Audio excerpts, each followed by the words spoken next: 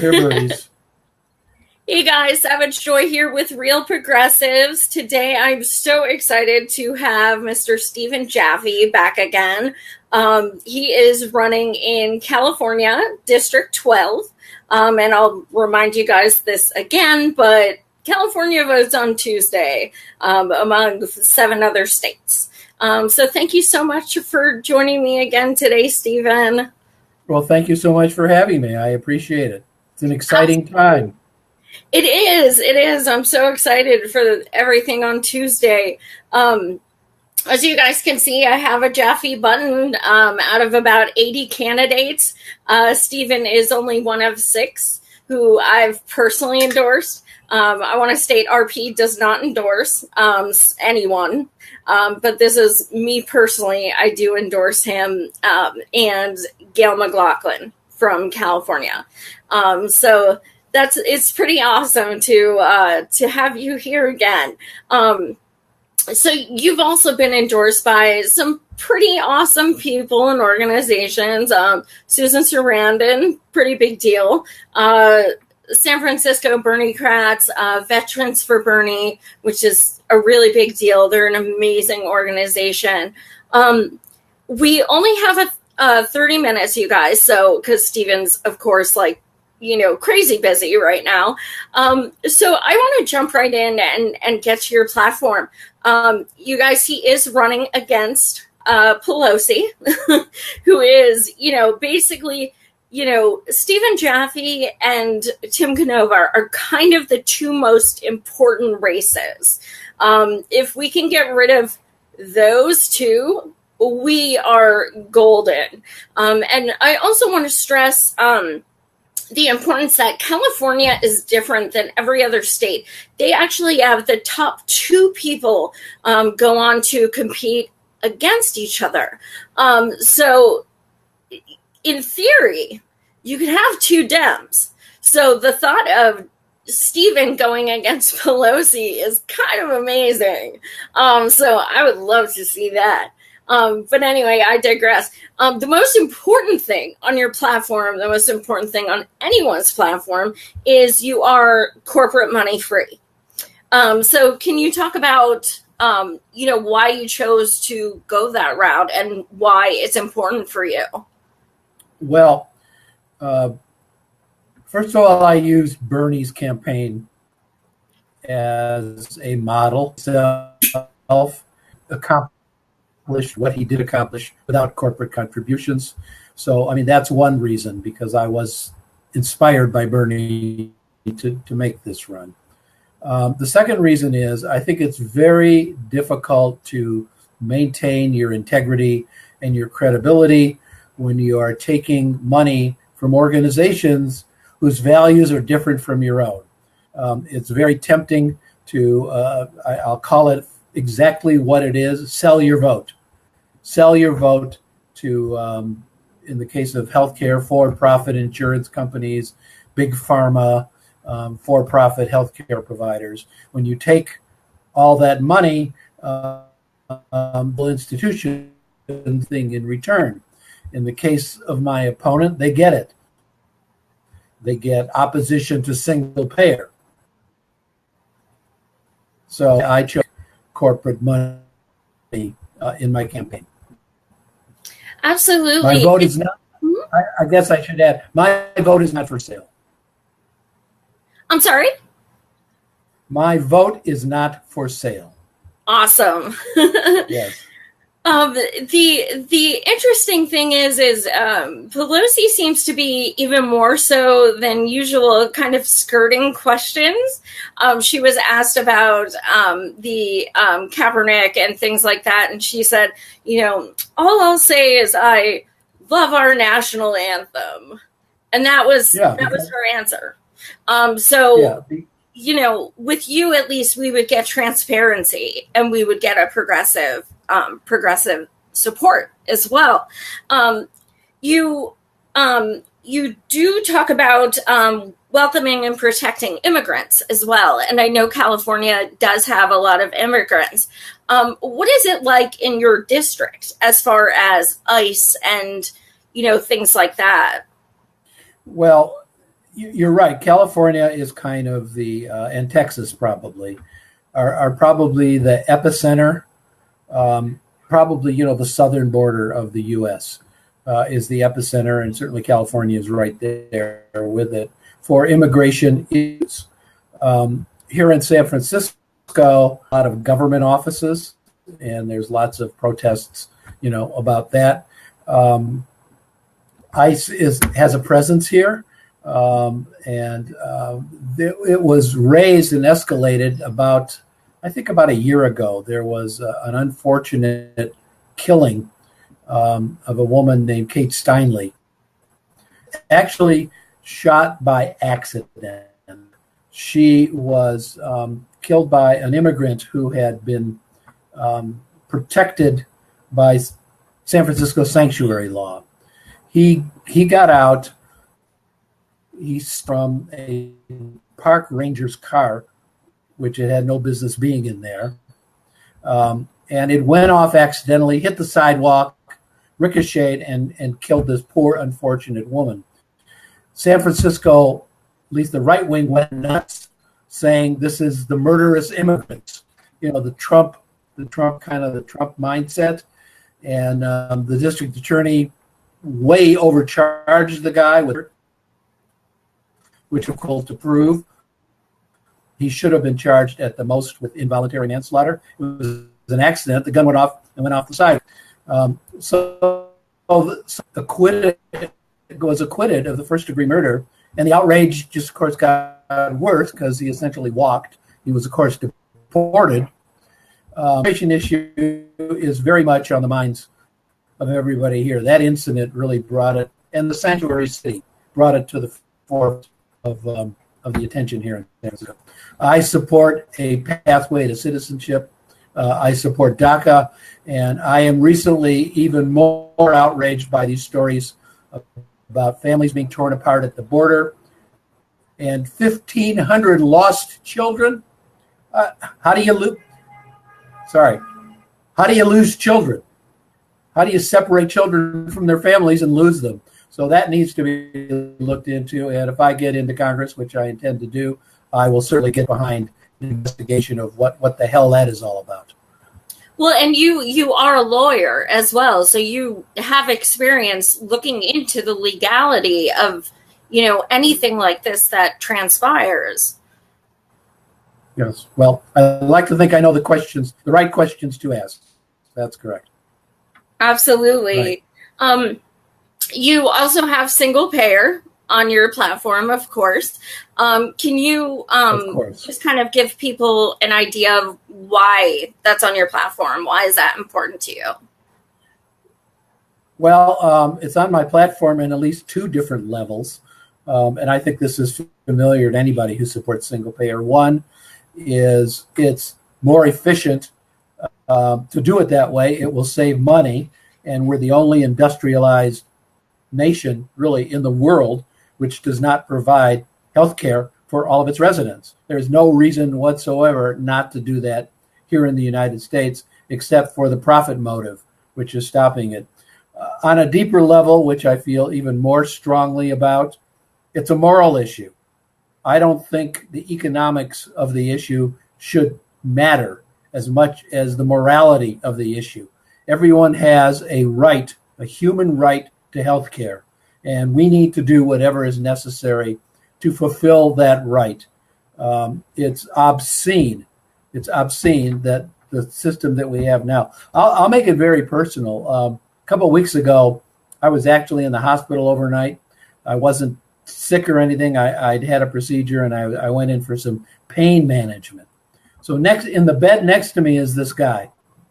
He was in his 50s. He was dying of cancer. He's dying stage 4 cancer, and he's not going to survive 6 months. Well, the reason he's dying is because he used to the world's largest HMO, which I will not mention except it starts with a K. And when he went there, it started as a thyroid problem. They told him he had asthma. Then they told him he had bronchitis. But they refused to do the CT scan that he needed.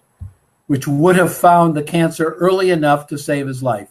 So now it has spread to his liver, and he's not going to survive.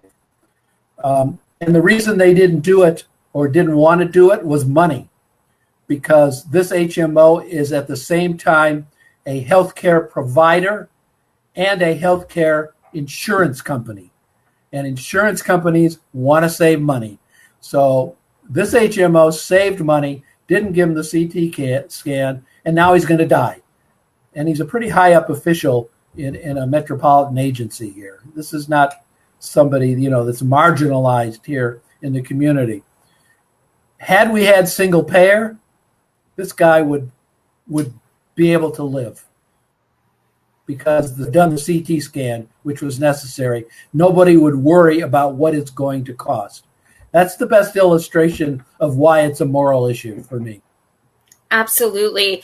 And along with that, do you also support something going with that to lower prices on from big pharma? Oh, that is part of the single payer package.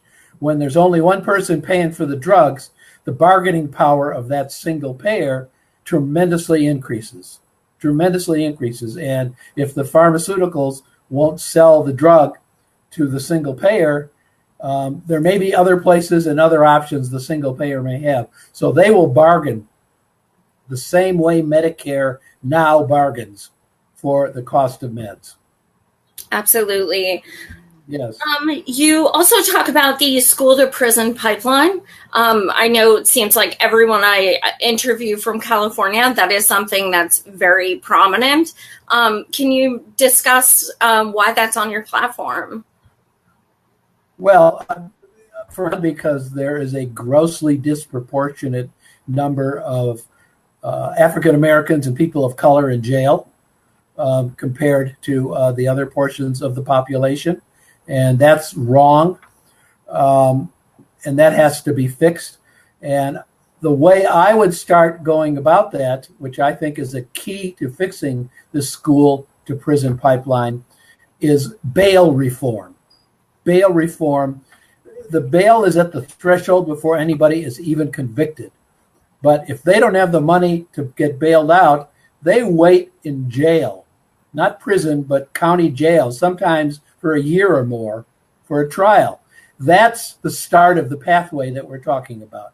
And if we can remove that start by releasing nonviolent for drug offenders and nonviolent offenders and some others who qualify for non-bail release, I think that would go a long way towards stopping the pipeline that we're discussing.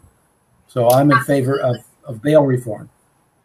And what about legalizing cannabis and going back and taking away, retroactively, taking away those sentences for anything related to cannabis? Yeah, well, cannabis is now legal in California, but there are former convictions. I would certainly consider supporting a proposal which would expunge convictions for possessions of cannabis under circumstances which would now be legal. So awesome. That's yeah. And that would be so many people that would let out of jail.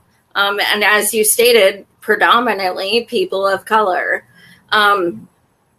You also, on that note, you stated that you want to investigate police shootings.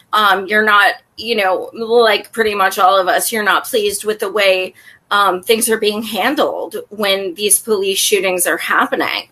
So can you expand on that a little? Well, yeah, I recently, a few days ago, attended a protest. There's a young man named Mario Woods who was pretty well known, who was gunned down by the police. He was unarmed, and it was a circular firing squad, if you would, and decided a few days ago he is not going to prosecute anyone. And the reason he gave was, we asked the policemen what was going on, the shooters, And they all said, we feared for our life. And the DA stopped there. Stop there. That's not good enough. That's not good enough. There are a lot of charges which could have been brought against the policeman who shot Mario Woods, which the DA did not bring. And I'm going to put on my lawyer hat here for a second. There's a lot of charges below murder. There's such a thing called negligent homicide. Negligent homicide is used in very bad auto accidents where people are killed. No one intended to kill anybody, but when someone dies and somebody negligently operates their car, that is called vehicular manslaughter. These cops could have been charged with manslaughter. There should have been a jury to determine whether the officer's statements that they were in fear for their life from somebody standing 20 feet away holding a knife, a jury should determine whether that fear is reasonable to enable them to use lethal force against that person. That's a jury question, not a DA question. So I don't mean to go off on this, but no, absolutely. Yes, that's a really, really good point. Yes. And Mark brought up one of my next questions, Mark Collins. He wants to know if you support a federal jobs guarantee. I haven't talked about this in a while, but it's interesting you brought that up. I'm a big fan of Franklin Roosevelt because of everything that he did and his values. Roosevelt had something called the WPA, the Work Progress, so I forget what it was called, but it was what you're describing now. It was rural employment. That's what he put in place when the Depression hit, to get everybody who was out of work building things. That's why we have all these federal buildings and Hoover Dam and all these other that were built in the 30s by the WPA. I am in favor of creating a similar program in 2019, starting when I get into Congress. And people who are out of work or can't get jobs would be able to go to work there. And I have it tied to a completely, seemingly unrelated issue, but it really isn't, which is the student loan crisis. I think anybody who goes to work for this new agency that I'm proposing should get paid twice. They should get their regular pay for working for the agency, but for every dollar they earn, I think a dollar should come off their student loan. So that will reduce that at the same time. So they can serve their country, they can get a job, they can do something productive, and they can reduce any student loans that the person might have. That's a really interesting concept. I like that a lot. That's awesome. Yes. You also talk about fair elections, and I know you're up against Pelosi. I know you've dealt with some shit the past few months. Can you just talk about some of the barriers that they've been, that you've been dealing with? Well, I'll choose my words carefully here. The California Democrat has been less than democratic with a small d. And so I should say the National Party, the DNC. California has this strange rule, the CDP, California Democratic Party, which says when an incumbent runs for re-election, that incumbent is going to be automatically endorsed by the state party unless they're filed with 20% of the delegates in that district opposing the automatic endorsement. I'm in litigation right now with the California Democratic Party because in my opinion, and I think the facts can prove that they screwed around. I turned in a petition which had enough signatures. Then after the time was finished, they changed the number of signatures they said were required and said, oh, by the way, you didn't get enough. We didn't tell you that you needed more. So that will be decided later by a court. So I'm fighting this. Oh, I'm sorry. You're in that with Maria, correct? Yeah, I don't know if Maria's case is still going, but mine sure as hell is, and I'm not going to drop it until there's a reason to do it. Yes, I am fighting very hard against a state party which is supposed to be neutral and is nothing, couldn't be further from being neutral. The state party endorses incumbents automatically. That's got to go. That's got to go, along with super delegates and some other issues. Absolutely. What do you want to look towards as far as voting? Do you support ranked choice? Do you want all paper ballots? Do you want open primaries? What are ideally, I know California has some of those, but what would you also like to see across the country in the hopefully near future? I think the biggest thing that is needed is called open source software. Right now, votes in many places, including some in California and across the country, particularly in Ohio, which has been a huge battleground, are counted by for-profit companies, which, believe it or not, in some cases, actually count the votes somewhere outside the United States.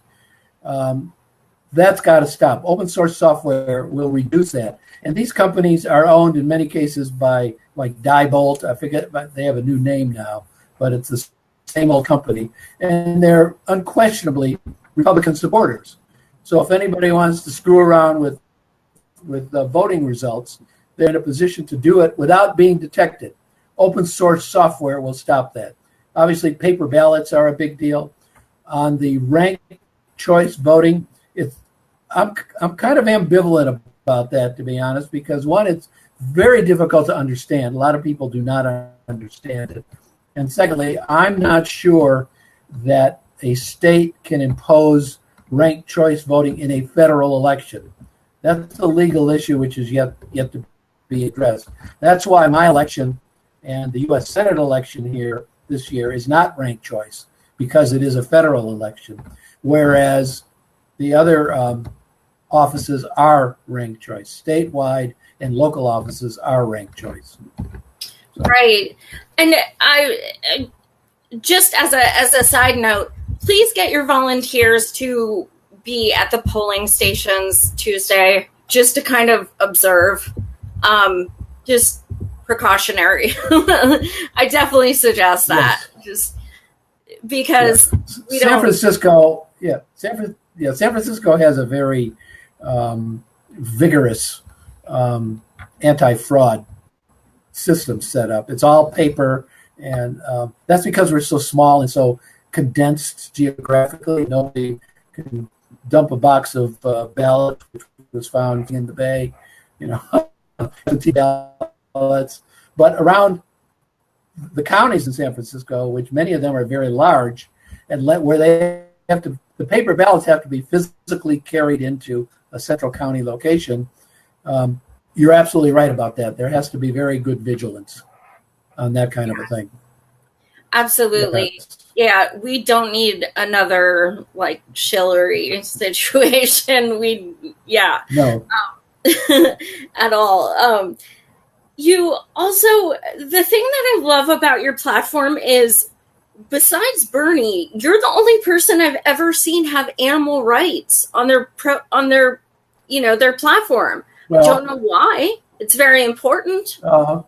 It's very important to me, because a person who doesn't believe that there are sentient beings on the earth other than us humans, beings that feel pain, joy, happiness, who mourn for their lost ones, that says something about the person themselves.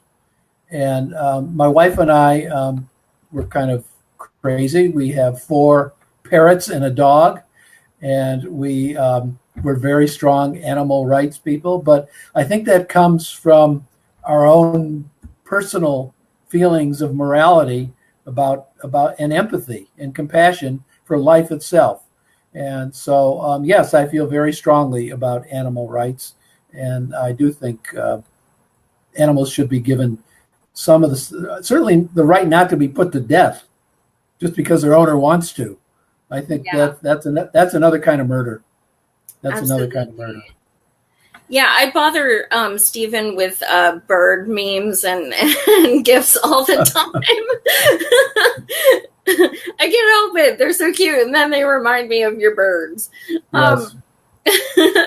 One of the things that you have on your platform that every single person from California I've interviewed talks about is homelessness. Is your district very prevalent with homelessness and housing? I think our district, if it's not the national capital of homelessness, it's right up there. San Francisco has this reputation for its acceptance and compassion, but the other side of that coin is that it attracts lots of people who think they have nowhere else to go, and it's a very, very complicated issue. To use the new word, it intersects with economic issues, mental illness issues, policing issues. It's a combination of all of these issues, and the solution is very complicated.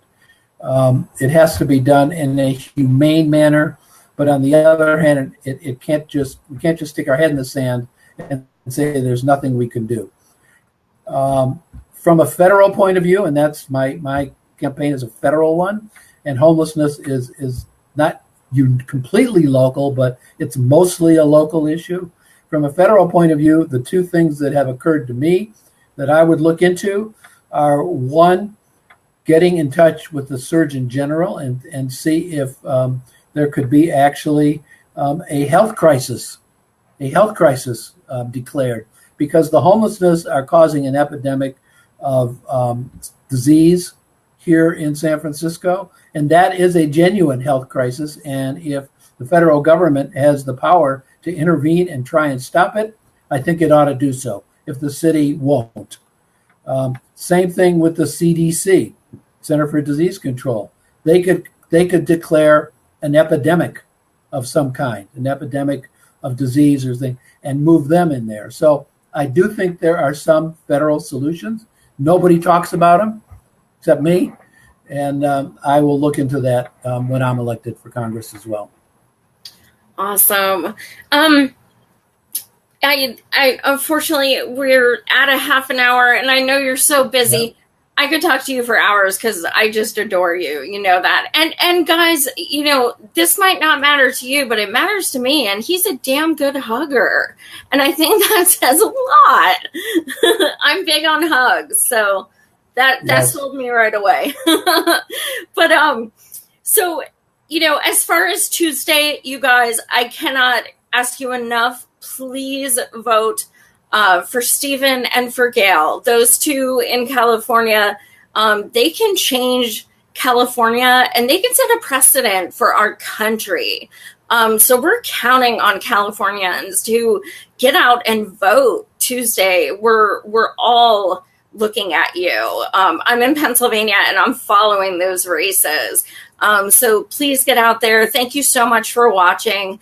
Thank you, yes, Stephen. And I would, you know, if anybody is listening or hearing this or hears it later, if you are in San Francisco or if you know anybody in San Francisco, please get the word out, because name recognition is a big deal. I'm all over the internet, Facebook, Twitter, Instagram, you know, anywhere you want to look, you'll find my stuff. And a few votes could really matter in this one. So I ask people, if they can, to get out our message. It's the right thing to do, and it's going to become a part of history, I think. Absolutely. I decided what I'm going to do is, you know how I did the event today and I invited you and a bunch of people? I'm going to do that about voting on Tuesday. So I'm going to set up an event and invite all my friends from California. That way they'll have a reminder to get off their ass and go to the polls. So thank you, Joy. Absolutely. Thank you so much, Stephen. I wish you the best of luck. I really do. You're an amazing person. Thank you, and we'll talk again. Absolutely. Thanks for watching, guys. Right. Oh, I have 2 more shows tonight, by the way, 8 and 9, Greens in California. Thank you, guys. Good luck, Stephen. Take care.